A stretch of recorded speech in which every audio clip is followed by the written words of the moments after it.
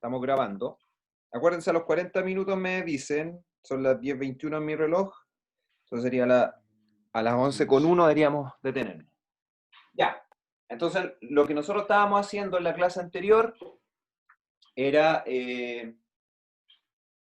demostrar la ley de Gauss, ¿no? Hicimos toda una serie de pasos en los cuales lo que queríamos demostrar básicamente era que el flujo que produce una carga eléctrica dentro de una superficie cerrada es independiente de la forma de la superficie, del tamaño de la superficie y de la posición que tenga esa carga dentro de esa superficie.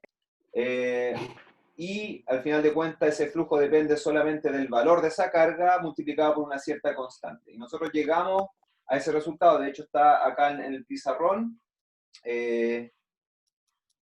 Bueno, esa parte se borró, pero aquí decía dónde Q está en el origen, pero a mí me interesaba más que nada esta parte, que hasta aquí fue donde llegamos, donde nosotros demostramos que el flujo estaba dado por Q sobre 4pi epsilon 0, por esta integral que yo les dije, mire, esta integral es un número, así que déjenme decirles cuánto vale ese número, y yo les dije ese número vale 4pi, y eso nos permitía llegar a que el flujo era igual a 4pi sobre epsilon 0, ¿ya? Pero ahora simplemente vamos a hacer esta parte de la integral, que es obvia, no tiene mucha gracia hacerla. Uno en el fondo lo que tiene acá es una integral del seno, y uno sabe que la solución a esa integral es menos coseno. Entonces, lo que uno tiene es esta integral más esta otra integral que es en phi, que la puedo separar de la integral en teta. Por lo tanto, esto es integral de 0 a 2pi de phi, que esa parte es simplemente 2pi nomás, ¿cierto?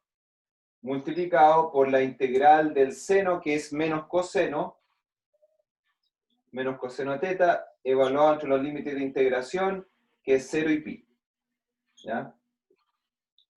Entonces el coseno de teta evaluado en pi es menos 1, entonces el primer término que me da acá es menos 1, es decir, 1, menos,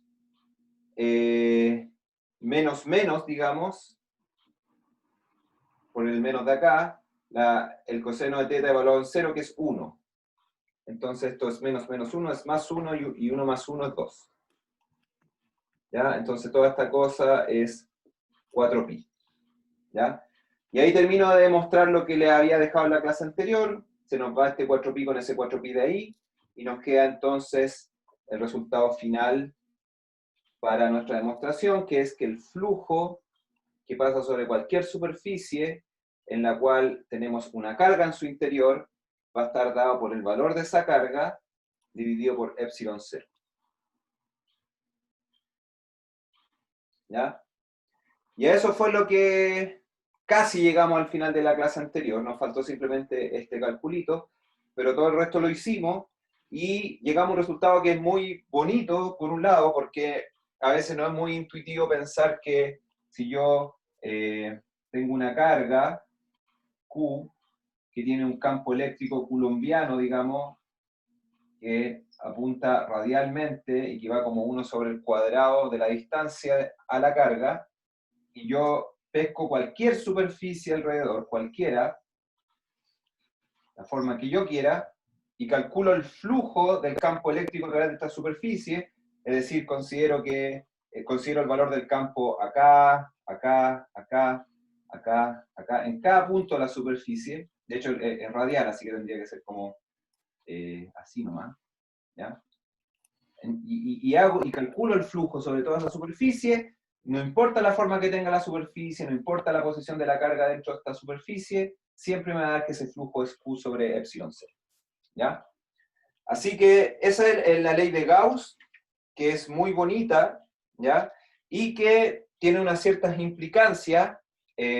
Una de ellas tiene que ver con que yo siempre puedo expresar esta ley de Gauss de una manera diferencial, que eso también tiene bastante utilidad, y yo se la voy a mostrar al tiro.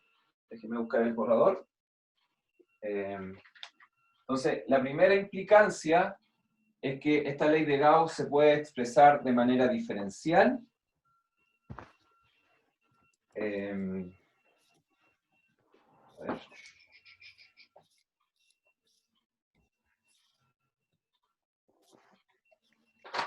Ya. Okay. Entonces, lo primero, no. Antes de la expresión diferencial de la ley de Gauss, tenemos que hablar del principio de superposición. Entonces, implicancias de la ley de Gauss.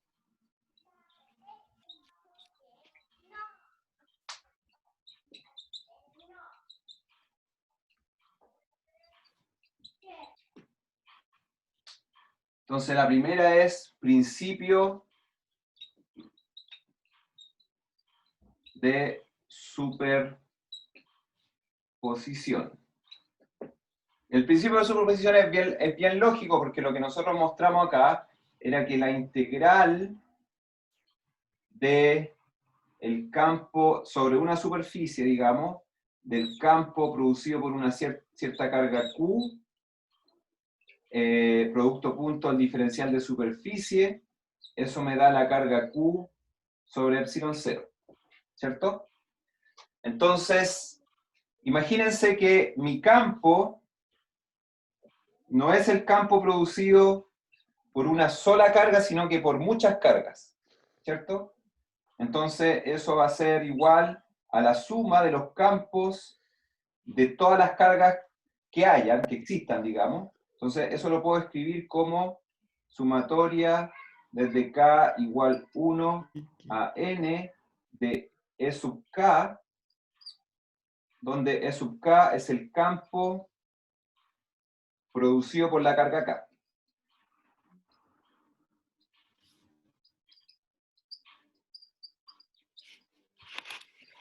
¿Ya? Entonces, el flujo total, entonces esto va a ser flujo total producido por muchas cargas,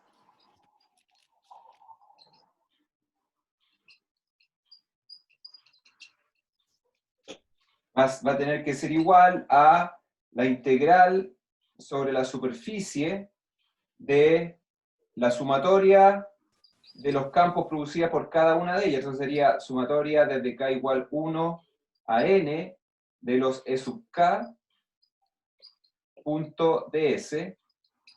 Y aquí simplemente uso el hecho de que yo puedo intercambiar el orden de la sumatoria con la integral, ¿cierto? Entonces yo esto lo puedo escribir como sumatoria en K, desde K igual 1, perdón, a N, de la integral de superficie de E sub K punto ds, y esto yo sé que es simplemente la carga de la partícula K sobre epsilon 0, porque esto lo saco yo de la ley de Gauss para una sola carga, porque eso fue lo que demostramos, que cuando teníamos una única carga, el flujo era el valor de la carga sobre epsilon 0, entonces esta integral de E sub K punto ds vendría siendo el flujo producido por la carga K, ¿ya? Entonces eso tiene que ser Q sub K sobre epsilon 0.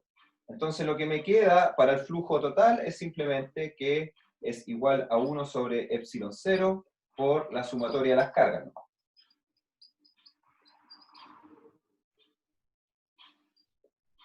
¿Ya? Entonces ese es mi principio de superposición, ¿ya? ¿Cuál es la gracia de ese principio de superposición?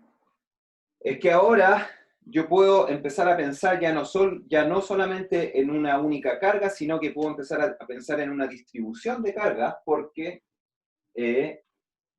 la sumatoria desde K igual 1 a N de Q sub K, yo siempre la puedo aproximar a una integral sobre el espacio de un diferencial de carga, ¿ya?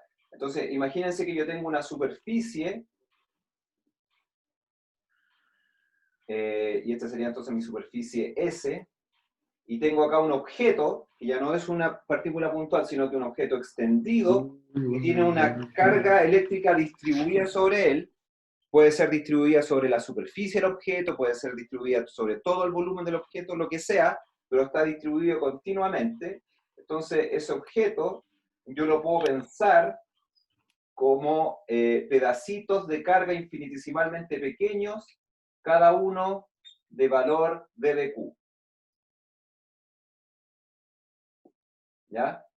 Entonces, al final de cuentas, como esta sumatoria yo la puedo expresar como una integral de d de q, entonces el flujo total que atraviesa la superficie S siempre va a ser igual a 1 sobre epsilon 0 por la integral sobre todo el volumen de d de q. ¿Ya? Así que eso es una implicancia entonces de mi principio de superposición, y la gracia que tiene eso es que yo esto lo puedo juntar con una ley matemática que se llama el teorema de Gauss, en el fondo, que me dice que, y yo lo voy a escribir como ecuación mejor, porque si no, si se lo digo en palabras no me van a entender bien. Así que guardemos ese resultado y ahora hablemos del teorema de Gauss y de la forma diferencial de la ley de Gauss. ¿Ya? Entonces la segunda implicancia es que esto nos lleva a la forma diferencial de la ley de Gauss, para lo cual usamos el teorema de Gauss, que es el siguiente. Esto es un teorema que vale en general, no solamente en los campos de los cuales estamos hablando. Para efectos de usar el teorema de Gauss no tienen que ser el campo eléctrico, sino que es un teorema matemático que vale para cualquier campo en el fondo, y que dice lo siguiente, que si yo integro sobre una superficie un cierto campo, sobre una superficie cerrada, un cierto campo punto el diferencial de superficie, eso siempre va a ser igual a la integral, esto es una integral sobre superficie, ¿cierto? Esto siempre va a ser igual a la integral sobre un volumen de d de b por la divergencia de A, donde esto es el diferencial de volumen.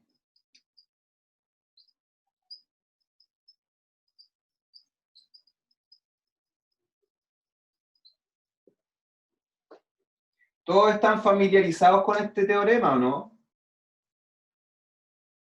Chiquillos. No mucho. ¿No mucho? No, ¿Lo han visto? mucho, profe. Creo Yo que no. no. ¿No Yo mucho tampoco. o de frente no lo han visto? No lo No lo he visto. Nunca la he visto. No lo hemos visto. No Lo lo que han sí vimos es el operador divergente. Sí, eso es de Lo único ahorita. que son. Ya. el operador divergencia sí lo han visto. Sí. Sí. Ya. Deja de Sí. dar jugo. Pero el teorema, de hecho este se llama teorema de la divergencia, es el nombre, pero lo he visto también como teorema de Gauss, pero sí, este es el teorema de la divergencia. Ya, bueno, este teorema, que es un teorema que nosotros vamos a utilizar en el curso mucho, y también lo vamos a utilizar otro que se llama el, espérate, el Steiner. Ay, chiquillo, perdón. ¿Cuál es ay, se me fue. Ya, no importa, no les voy a adelantar ni una cosa, enfoquémonos en este, que sería el teorema de la divergencia, o teorema de Gauss. No se me ocurre cómo demostrárselo, o por lo menos mostrarle intuitivamente dónde sale. Yo creo que la solución más práctica va a tener que ser que ustedes me crean nomás este teorema, porque no venía preparado para que no lo supieran en realidad. Entonces, quizás en la próxima clase pienso en una manera intuitiva de mostrárselo que no sea tan precisa, pero por lo menos les dé una intuición de dónde sale esto.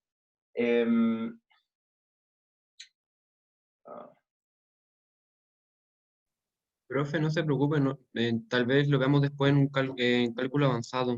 Sí, que puede ser que Así incluso que lo no se veamos. preocupe. Ya, ya.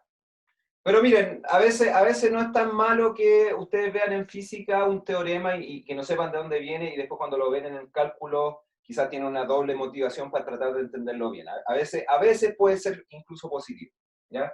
Así que dejémoslo, por ahora me creen, y este es el teorema de la divergencia entonces, y por lo tanto yo lo puedo utilizar para el caso del campo eléctrico, ¿ya? Entonces, imagínense que el A fuese el campo eléctrico. Si el campo A fuese el campo eléctrico, entonces nosotros estaríamos hablando de, esta integral de acá sería el flujo, ¿cierto? Pero esta expresión es más genérica que eso, como les decía adelante. Entonces, simplemente uno puede aplicar esto al caso del campo eléctrico y uno llega a que el flujo, es decir, la integral de, del campo eléctrico punto ds, que sabemos que eso se llama el flujo eléctrico sobre S, eso va a estar dado igual por la integral sobre el volumen de dB punto divergencia del campo eléctrico. ¿Ya? Eso, entonces, lo que me está dando es una manera alternativa de calcular el flujo. ¿Ya? Pero yo, a su vez, dije que el flujo yo lo puedo expresar como 1 sobre epsilon 0 por la sumatoria de las cargas que estén dentro de la superficie, que a su vez yo dije que la puedo expresar como una integral sobre el d de q. ¿Ya? Entonces, esto, a su vez, yo lo puedo expresar como integral sobre todas las cargas que conforman el objeto que tengo dentro de la superficie, es decir, una integral sobre d de q. ¿Ya?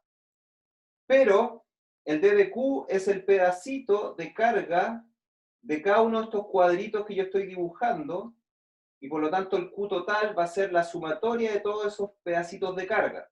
¿Ya? Pero esos pedacitos de carga yo siempre los puedo escribir, siempre puedo decir que d de q es igual al volumen de cada uno de estos pedacitos multiplicado por la densidad volumétrica de carga que yo tenga en cada uno de estos pedacitos. Es decir, como la densidad volumétrica de carga es cuánta carga yo tengo por unidad de volumen, entonces si yo multiplico cuánta carga yo tengo por unidad de volumen por el volumen que tenga cada uno de estos pedacitos, eso me va a dar la cantidad de carga que tenga ese pedacito, y eso es lo que yo llamo de Q. Por lo tanto, yo aquí puedo poner D de volumen, diferencial de volumen, es decir, el volumen de cada uno de estos pedacitos, multiplicado por la densidad volumétrica de carga, que yo la voy a llamar ρ. ¿Ya? Entonces esto es densidad volumétrica de carga. ¿Ya? Entonces, eso quiere decir que esto yo lo puedo escribir como 1 sobre epsilon 0 por la integral sobre todo el volumen de la densidad volumétrica de carga. ¿Ya? Entonces, ¿qué es lo que estoy ganando con eso? Que si yo uno estas dos cosas, en particular si uno esto con esto... aquí hay un tema de notación, aquí la embarré. Este es un diferencial de volumen, así que nos lleva a vector, ¿ya? Y esto, el punto va acá. Perdón, me confundí aquí. Cuando uno calcula la divergencia de un campo, lo que pone por notación es este simbolito que es como un triangulito al revés, producto punto campo eléctrico. ¿Ya? Entonces, lo que esto me lleva es que yo lo que tengo acá es una integral de volumen, y acá también tengo una integral de volumen. ¿Ya? Ahora, el volumen es arbitrario, es decir, no importa qué volumen yo elija, es decir, yo podría pescar el volumen, por ejemplo, encerrado por esta superficie S que tengo acá, ¿cierto? Pero yo también podría pescar este volumen, o cualquier volumen que a mí se me ocurra. Entonces, como esto es cierto para cualquier volumen que a mí se me ocurra, entonces para que esto sea cierto, la condición necesaria siempre va a tener que ser que el integrando dentro de esta integral sea igual al integrando dentro de esta otra integral. ¿Ya? Porque como el volumen es cualquier cosa, entonces para que estas dos integrales de volumen sean siempre las mismas, necesito que lo que está siendo integrado dentro de ese volumen sean dos cosas que son iguales. ¿Ya? Entonces eso me lleva necesariamente a que la divergencia del campo eléctrico siempre va a ser igual a la densidad volumétrica de carga, pero no me tengo que olvidar que aquí hay un factor epsilon 0 que yo lo tengo fuera de la integral, pero que en estricto rigor debería estar adentro. ¿Ya? Entonces aquí tengo un epsilon 0. Entonces eso me lleva a una ley física que básicamente contiene la misma información que la ley de Gauss. Y por eso yo le llamo forma diferencial de la ley de Gauss, porque esto es cierto porque la ley de Gauss es cierta. ¿Ya? Por lo tanto, básicamente aquí tengo la misma información contenida en la ley de Gauss, pero está escrita de manera diferencial, es decir, está escrita utilizando este operador divergencia del campo eléctrico. ¿Ya? Entonces, esto es básicamente lo que estoy haciendo, es dándole herramientas para que ustedes sean capaces de cuantificar campos eléctricos. Y esta es una herramienta más en el sentido de que le estoy diciendo, miren, si en algún punto del espacio la densidad de carga es conocida, entonces inmediatamente ustedes van a saber cuánto vale la divergencia del campo eléctrico en ese punto del espacio. Por ejemplo, un ejemplo bien trivial, pero que como de alguna manera grafica la utilidad que tiene esto, es que yo, por ejemplo, les podría preguntar, imagínense que yo tengo una carga Q, y después aquí tengo, esta sería Q1, y aquí tengo una carga Q2, y aquí tengo una carga Q3, ¿cierto? Y estas generan campo eléctrico, y esos campos eléctricos se superponen, y en este punto P del espacio va a haber un cierto campo eléctrico que va a apuntar para acá, ¿ya? Y cuya magnitud y dirección va a depender tanto de los valores de Q1 como de Q2 como de Q3, ¿cierto? Entonces yo les podría hacer la pregunta, ¿cuánto vale la divergencia del campo eléctrico en ese punto? ¿Cuánto vale, dado el valor que tiene el campo eléctrico en este punto, cuánto vale su divergencia? Y ustedes inmediatamente me tienen que decir, vale 0, porque la divergencia del campo eléctrico siempre es igual a la densidad de carga volumétrica de carga, y en este punto del espacio yo no tengo carga. Las cargas están acá. ¿Ya? Entonces, esa es una manera, lo que les estoy mostrando, una manera de saltarse pasos. Cualquiera podría haber dicho, mira, yo voy a calcular el campo eléctrico y luego voy a calcular su divergencia, pero no, no es necesario hacer eso. Esta ley me entrega al tiro la respuesta. ¿Ya? Así que eso es lo que les acabo de mostrar, es una de muchas utilidades que tiene conocer la ley de Gauss de manera diferencial. ¿Ya? Así que esas son dos implicancias importantes de la ley de Gauss, pero la motivación fundamental por la cual yo quería mostrárselas, por lo menos para efectos de este curso, es que la ley de Gauss me entrega una herramienta adicional para calcular campos eléctricos. ¿Se acuerdan que lo que hemos hecho hasta acá, antes de que viéramos la ley de Gauss, era simplemente calcular campos eléctricos utilizando el principio de superposición? Bueno, la ley de Gauss nos va a permitir hacer ese mismo tipo de cálculos, pero de manera mucho más simple. Eso sí, haciendo un mínimo de suposiciones que en cada caso van a ser diferentes, pero que las vamos a ir viendo caso a caso. ¿Ya? Así que... Profe, una preguntita. En el ¿Perdón? caso, por ejemplo, una pregunta, en el caso de donde hay tres cargas, si nos paráramos al medio de las tres, ¿habría una divergencia? Si nos paráramos acá, Claro. no. Si nos paramos aquí, como la divergencia del campo eléctrico siempre es igual a la densidad de carga, Entonces, donde sea que la densidad de carga sea 0, voy a tener que la divergencia vale 0. Siempre, siempre. Ah, ya, gracias. De hecho, eso me lleva a que en la primera tarea yo debería hacer que ustedes explícitamente tomen la carga, el campo eléctrico producido por una carga puntual, es decir, el campo tipo Coulomb, y que calculen la divergencia. ¿Ya? Ahí inmediatamente van a demostrar ustedes que vale 0. ¿Ya? De hecho, es un ejercicio bien útil, y ahí se van a terminar de convencer, pero la convicción fundamental viene de acá, ¿ya? De esa ley. Ya, gracias. De nada. Ya, chiquillos. Entonces, uso de la ley de Gauss para calcular campos eléctricos. Entonces, implicancia 3, uso de la ley de Gauss para calcular campos eléctricos. Ok. Entonces, antes de, a ver, yo creo que el ejemplo más gráfico que les puedo dar es el del cable infinito, porque ya lo calculamos, ¿no? Donde nosotros hicimos todo un proceso para calcular el campo eléctrico de un cable infinito de densidad de carga lambda 0 con densidad de carga lambda 0. Escribirlo un poquito más claramente. ¿Ya? Y nosotros vimos que si nos poníamos en este punto P, que estaba a una distancia que llamamos ρ del cable, nos daba que el campo eléctrico era lambda 0 por rotongo, y estábamos usando coordenadas cilíndricas, dividido por 2pi epsilon 0 ρ.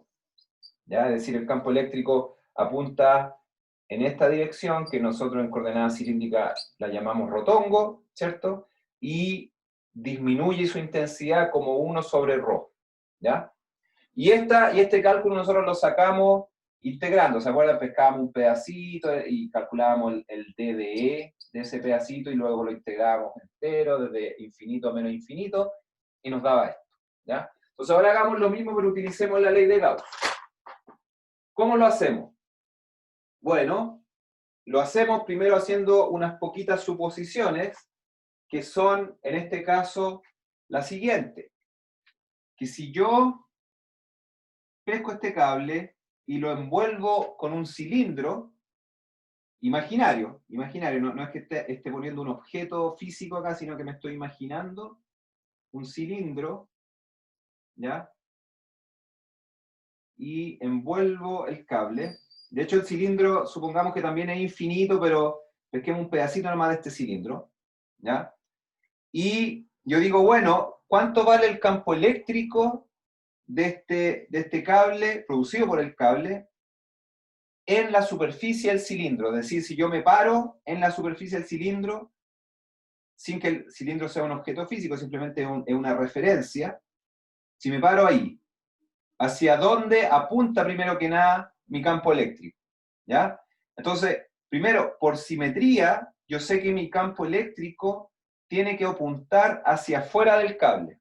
Es decir, si yo me paro en este punto, el campo eléctrico va así. ¿Ya? Pero si me paro en este punto de acá, el campo eléctrico va así, y si me paro acá, va así, y si me paro acá, va así, y si me paro acá, va así. ¿Cierto? Es decir, mi campo eléctrico siempre va a ser igual a rotongo por algo que yo lo voy a llamar E. ¿Ya? Entonces esa es mi suposición, que está simplemente basada en la simetría del problema. ¿Ya? Entonces esto es por simetría. Yo supongo que el campo eléctrico tiene esa forma. Entonces, si el campo eléctrico tiene esa forma, entonces yo puedo ocupar la ley de Gauss para calcular esto que me está faltando, el E. ¿Ya? Entonces, la suposición es que el campo eléctrico apunta en la dirección de rotongo, pero además voy a suponer que el campo eléctrico solo depende de ρ, no depende de φ. En coordenadas cilíndricas no dependería de φ, es decir, la intensidad del campo eléctrico aquí y acá y acá y acá es la misma, ¿ya?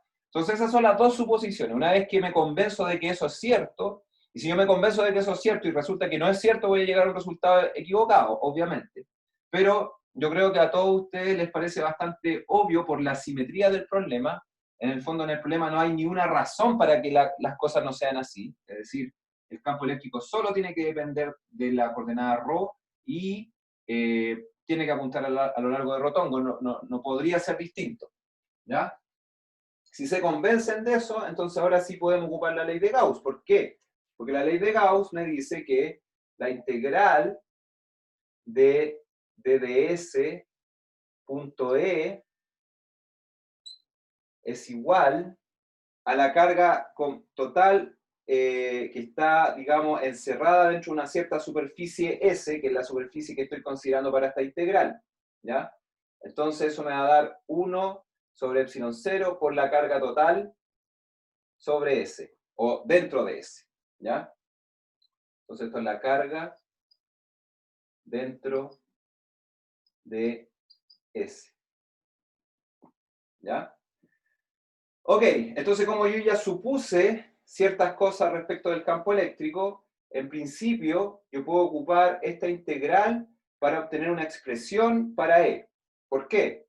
Porque el ds sobre esta superficie, ¿se acuerdan que el ds nosotros lo supusimos como un pedacito de superficie, un pedacito de área, multiplicado por un vector unitario que me daba la dirección de la normal de ese pedacito de área, que nosotros llamábamos n tongo, ¿ya? Pero si yo pesco cualquier pedacito de área sobre este cilindrito, resulta que n tongo siempre va a ser igual a rotongo, ¿cierto? Porque no importa dónde me pare en esta superficie, la normal a la superficie siempre va a estar apuntando en la dirección de rotongo, es decir, en la dirección radial de las coordenadas cilíndricas, ¿ya? Entonces, en este caso en particular, n tongo siempre va a ser igual a rotongo, ¿ya? Donde n tongo es el vector que me determina la dirección de la normal a la superficie del cilindro.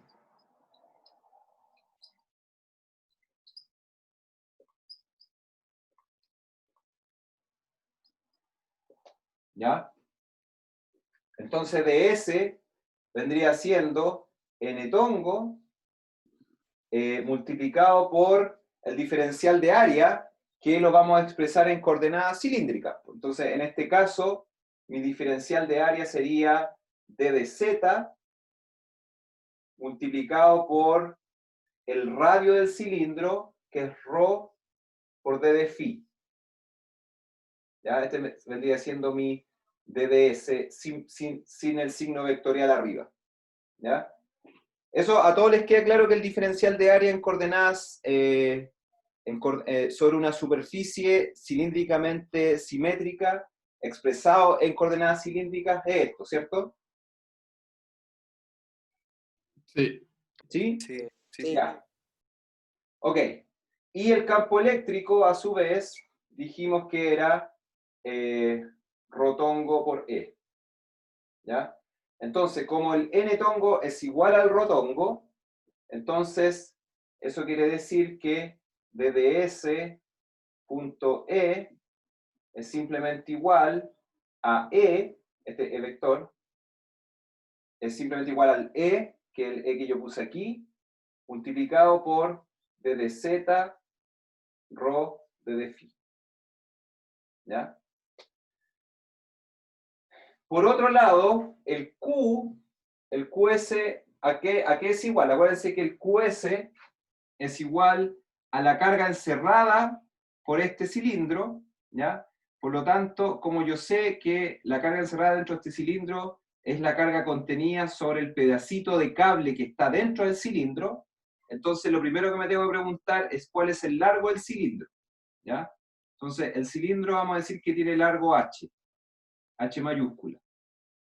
Entonces, si el cablecito tiene una densidad de carga lambda 0, es decir, que la cantidad de carga por unidad de largo es lambda 0, entonces la cantidad de carga que yo voy a tener encerrada por mi cilindro va a ser igual a lambda 0 por H, ¿cierto? Entonces, eso quiere decir que esto que tengo aquí es simplemente lambda 0 por H, ¿ya? Entonces, eso me lleva a que la integral de superficie de E por de Z de ρ de phi es igual a lambda 0 por H, pero dividido por el epsilon 0. ¿Ya? Eso, lo rojo.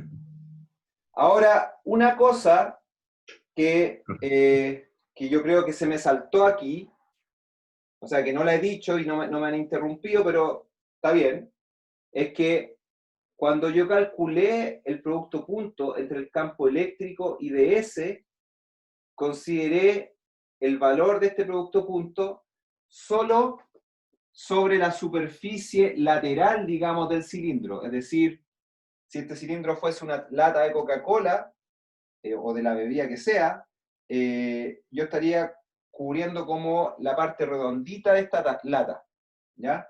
Pero mi superficie cerrada, por ejemplo, si esta superficie fuese una lata de Coca-Cola, no debería incluir solamente la parte redondita de la lata, sino que también debería incluir las tapas, es decir, debería incluir esta parte y esta parte. Solo una vez que yo incluyo esas dos tapas, digamos, ahí solamente voy a estar incluyendo ya toda la superficie cerrada, ¿ya? Entonces, cuando yo, digamos, calculé este de ese vector punto E, me preocupé solo de las tapas, ¿ya? Simplemente porque este producto punto, perdón, me preocupé solo de la parte redonda del cilindro y no de las tapas, justamente lo contrario de lo que acabo de decir, ¿ya? Cuando lo hice así, fue suponiendo que este producto punto en las tapas era 0, ¿ya? Y eso tiene que ver justamente con la suposición de que el campo eléctrico en este problema siempre apunta a lo largo de rotongo, ¿ya? Y por lo tanto, como yo sé que en las tapas el ds, si yo tomo cualquier pedacito de área de las tapas y me pregunto hacia dónde apunta el ds en ese pedacito, ese ds siempre apunta verticalmente, ¿cierto? Yo puedo pescar cualquier pedacito de área acá y el ds, es decir, la dirección de la normal de ese pedacito de área, siempre es vertical, ¿ya? Entonces, como yo sé que el producto punto entre rotongo y estas líneas verticales, que en coordenadas cilíndricas yo les podría llamar catongo, de hecho, ¿ya? Yo sé que el producto punto en coordenadas cilíndricas entre rotongo y catongo siempre es 0 porque son vectores mutuamente perpendiculares. Entonces eso quiere decir que esta expresión sobre las tapas del cilindro que estoy considerando siempre va a valer 0, ¿ya? Entonces eso quiere decir que esta integral la tengo que hacer sobre la superficie, pero esa integral sobre la superficie no necesita o no debería incluir a las tapas, ¿ya? Entonces, Profe, ¿sí? punto 1 ya son las 11. Y punto 2, ¿la integral al final es de ρ o ρ? Ah, Ro, muchas gracias. Muchas gracias. Ok, gracias. ¿Me dejan 5 minutos para terminar esta idea y después hacemos el break? Sí, obvio, pero Para profe, no quedar inconcluso. Ya. el Entonces, N-tongo chiquillos. también, ¿por qué se fue?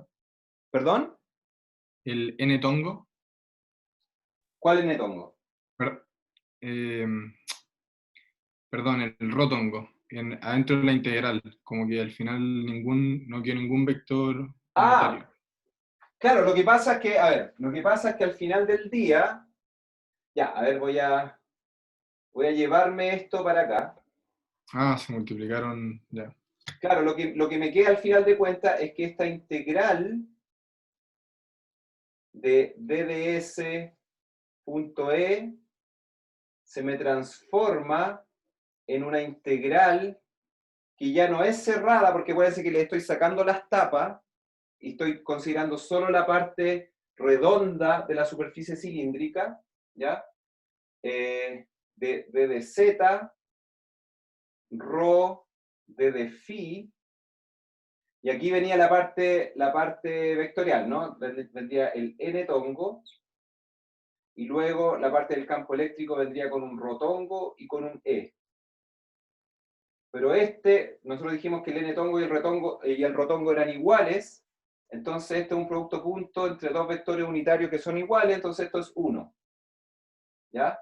Perfecto, gracias. Claro, entonces al final de cuentas, esto es igual a la integral, y ahí, bueno, uno se tiene que definir dónde está parado su cilindro, y supongamos que el cilindro está parado, la parte de abajo del cilindro está parado en el punto z igual a 0, entonces eso quiere decir que la tapa superior del cilindro va a estar en una superficie definida por z igual a h, ¿ya? Entonces el cilindro parte en 0 y llega a esta altura h, ¿ya?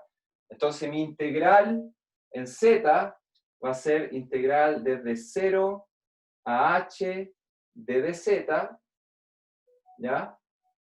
El ρ es constante sobre la superficie, ¿cierto? Entonces voy a poner el ρ afuera. Y fíjense, el campo eléctrico estamos suponiendo que depende solo de ρ, por lo tanto no depende ni de la coordenada phi ni de la coordenada z, por lo tanto también lo puedo sacar afuera. Entonces el campo eléctrico lo pongo afuera de la integral, y voy a poner explícitamente que es un campo eléctrico que depende solo de ρ, para que quede esa parte clarita. Entonces luego me queda una integral de 0 a h de d de z por una integral de 0 a 2pi de phi. ¿Ya? Y esas dos integrales son triviales, pues esta integral es 2pi y esta integral de acá es h. Entonces el resultado final es h por 2pi por ρ por e de ρ. ¿Ya? Y ahora me acuerdo de que mi QS es lambda 0 por h, y esta parte la voy a borrar nomás.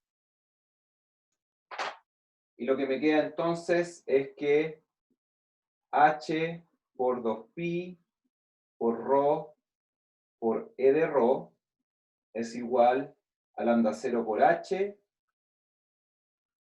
sobre epsilon 0. ¿Ya? Y con eso se me van los h, que era algo que yo esperaba. En el fondo, el largo que yo le estoy dando al cilindro es un poco irrelevante en este problema, ¿ya? Entonces esto me permite despejar el e de ρ. Entonces e de ρ es igual a lambda 0 sobre 2pi epsilon 0 por ρ. ¿Ya? Y eso, al final de cuentas, lo puedo juntar con mi expresión que yo supuse por simetría para mi campo eléctrico, que era que el campo eléctrico es igual al E sin flechita de vector por rotongo. Entonces yo ya tengo el E, y eso entonces me permite encontrar que el campo eléctrico vector es igual a rotongo lambda 0 sobre 2pi epsilon 0 por ρ. ¿Ya? Y eso es exactamente lo que habíamos encontrado antes. De hecho, creo que lo anoté. Sí, acá está anotado. ¿Ya? Entonces, antes nosotros llegamos a esta expresión usando la expresión directa del campo eléctrico y utilizando el principio de superposición. Es decir, Nosotros calculamos el DBE, el diferencial de campo eléctrico producido por cada pedacito de cable, y lo integramos y llegamos a esto. Y ahora, haciendo esta superposición, pudimos utilizar la ley de Gauss y llegar exactamente al mismo resultado. ¿Ya? Entonces, cada vez que tengamos problemas donde exista cierta simetría que nos permita suponer cosas como esto, vamos a poder entonces simplificar mucho el cálculo, en el sentido de que vamos a poder usar la ley de Gauss, imaginándonos cuál es la forma o la dependencia que tiene el campo sobre ciertas superficies, y obtener los valores de esos campos sin la necesidad de tener que hacer estas integrales grandes que hicimos para llegar a este resultado de acá. ¿Ya? Así que, eso, chiquillos, les doy 5, dejemos en 7 minutitos para que descansen bien, tomen agua, lo que sea, párense, muévanse un poquito, y volvemos en 7 minutitos más, y si ahí les aparecen preguntas, me las dicen, ¿ya? Nos vemos en un ratito. Voy a parar la grabación para no...